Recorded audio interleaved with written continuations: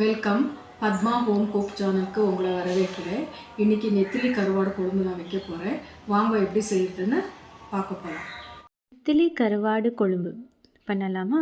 அதுக்கு வேணுமான இன்க்ரீடியன்ட்ஸ்: கருவாடு 1 bowl, sambar powder 3 tablespoon, மஞ்சள் 1/2 ஸ்பூன், திருவின தேங்காய் 1 கப், 3 டொமேட்டோ, மொச்சக்கொட்டை 1 கப், கார்லிக் 15 claws, கத்திரிக்காய் 4, கருவேப்பிலை 3 வெங்காயம், புளி தண்ணி 1/2 கப், மஸ்டர்ட் சீட்ஸ், ஜீரா, உப்பு தேவையான அளவுக்கு.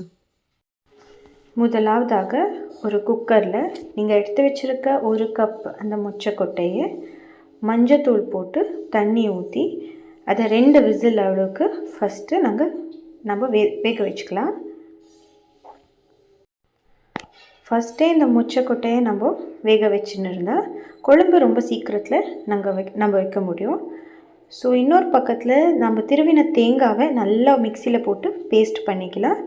அதே மிக்சியில் நெக்ஸ்ட்டு நம்ம எடுத்துன்னு இருக்க 3 டொமேட்டோவை மிக்சி ஜாரில் போட்டு அதே மிக்சியில் நீங்கள் பேஸ்ட் பண்ணிக்கோங்க.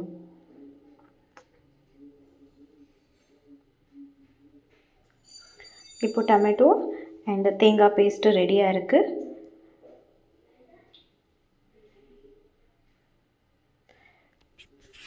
நான் இங்கே 3 வெங்காயம் எடுத்துன்னு இருக்கேன். அதை நல்லா பொடியாக அரிஞ்சிக்கலாம்.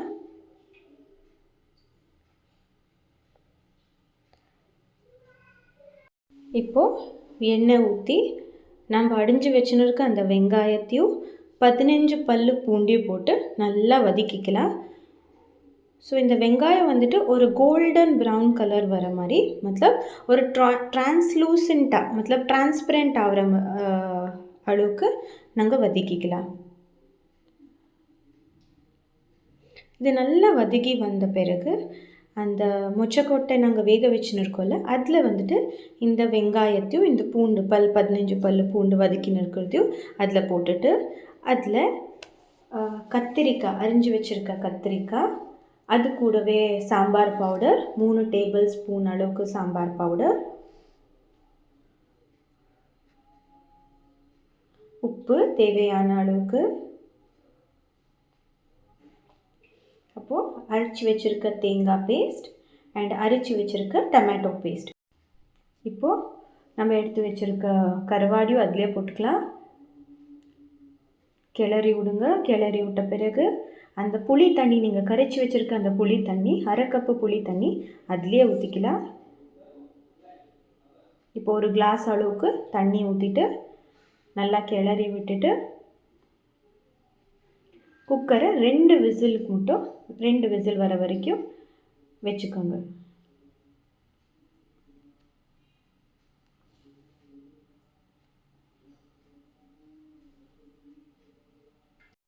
குக்கர் 2 விசில் ஆகி நீங்கள் குக்கர் திறந்த மேலே தாளிக்கிறதுக்காக எண்ணெய், சீரகம், ஜீரா அண்ட் கருவேப்பிலை இது போட்டுட்டு தாளிச்சிட்டு அந்த குக்கரில் ஜஸ்ட்டு மிக்ஸ் பண்ணிக்கோங்க.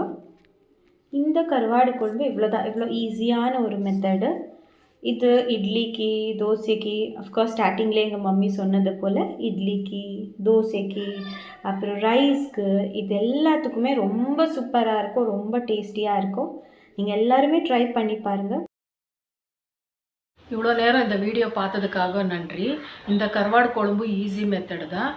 நீங்களும் இதை செஞ்சு பாருங்க. இது ரொம்ப டேஸ்டியாக இருக்கும். இது தோசை கூட, இட்லி கூட, ரைஸ் கூட, எல்லாத்து கூட ரொம்ப நல்லா இருக்கும்.